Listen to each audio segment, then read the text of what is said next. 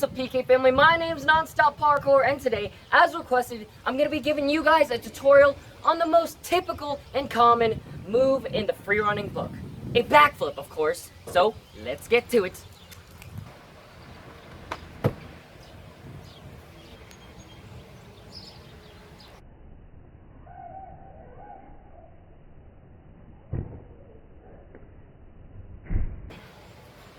So for those of you who are new to the channel, I usually break up a tutorial into 3 parts. The first part, the technique, exactly what to do for that certain move.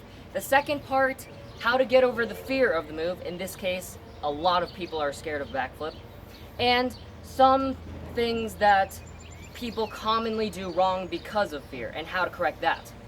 Okay, so the most common way people start a backflip is with their hands straight out. The other 2 ways is some people go like this, not many, or some people go like this, with their hands straight on their sides. But I'll be showing you this way. So what you're going to want to do to get ready for the takeoff is, this is to gather all of your power. So you're going to bring your arms back, and while you're bringing your arms back, you're going to squat down. So with the legs, obviously, you want to find a middle ground. You don't want to just like squat this much. I mean, you probably could, but you won't get enough power off of that if you're first starting. But you don't want to squat all the way down here because obviously gravity will be forcing you down. Now, with your arms, you want to bring them as far back as you can with your chest still straight. You don't want to be bending down just to bring your arms back. Okay, so once you're in this position, you're getting ready to really force yourself up. You're going to jump straight up, not back, but up, okay? So with your head, now this is what a lot of people do wrong, you want your head to either be looking straight ahead, the hold as long as possible, or slightly higher. But you should not be trying to whip your head back. So once again, jump all the way straight up like this and looking straight. So as soon as your body completely straightens out, so straightening out as in right here, like everything, your arms are straight all the way down to your legs, that is when you're going to snap everything down. You're going to bring your arms down and then tuck with your legs as tight as possible, because that's what's going to give you that rotation. And from there, that snapping motion, if you tuck tight enough, that's going to spin you around, and then you just have to look for your landing.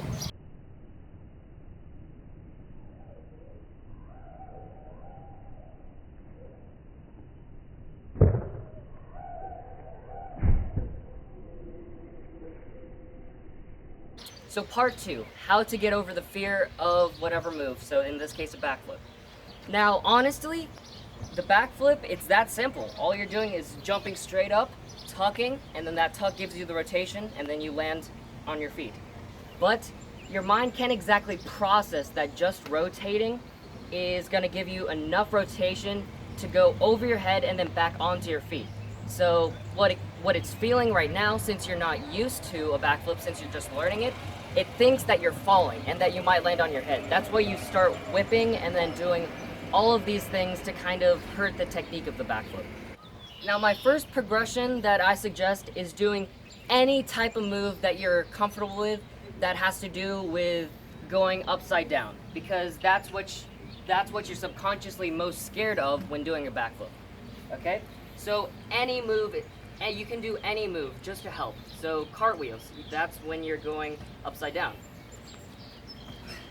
You can do just regular gymnastics rolls. That's gonna help you get over the fear just a little bit. And anything that you can really think of, handstands, all of those. So now you're wondering, why are we inside? Well, let me explain. So my second suggestion would be to go to a gymnastics gym to help get over the fear, because there's so many assets. There's a pit that you can flip into, which is very comforting because it's not even really ground. There are different thicknesses in mats so that you can slowly work yourself to ground. And most of all, there's instructors there to help guide you, to help spot you, to help you do all of that. But if you don't have a ride, or you can't find a gymnastics gym near you, I think this would be the second best option. Try to find an old used mattress that like maybe you don't use anymore or anything like that, because this will definitely help. So honestly, if you don't have a gymnastics gym and you do have to resort to using a old mattress, which is actually a very good asset to have, and you're learning on your own, I'm gonna say it right now, it's probably not gonna look that good for a few weeks. Like, it probably might look something like this. But at least you're learning in a controlled environment, and you're at least confident enough to go for it. Now, I'm gonna do just a few kind of back handspring progressions that you can work up to a backflip.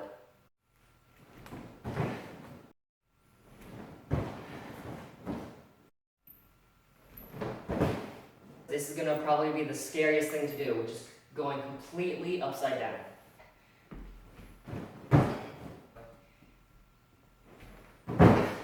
It's probably gonna look something like that.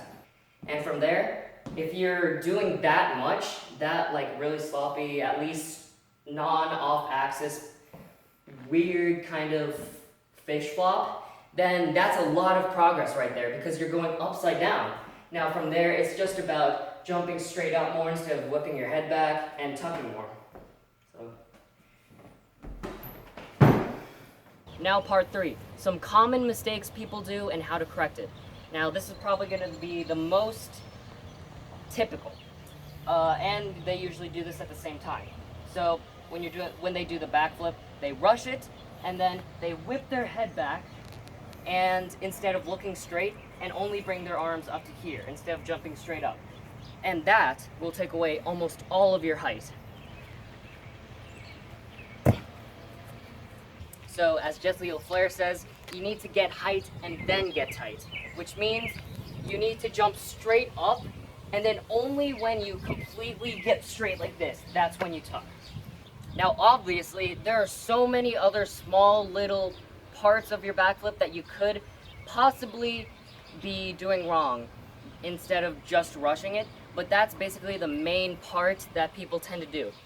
So if you are doing everything that I said to correct the corrections, then all I can say is just to record yourself and look at every small little part of your backflip and see what you're doing wrong. Once you do land your backflip comfortably and you think you want to move on, here are some advanced versions that you can try.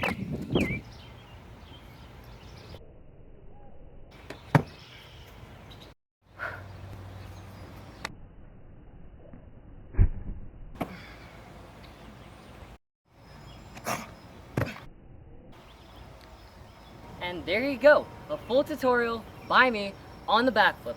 I really hope you learned from this because, as you can probably tell, I go a little bit more in depth on kind of the mental side of it. But anyway, as always, I'll see you in the next video. Please remember to like, share, and subscribe, and I'll see you in the next one.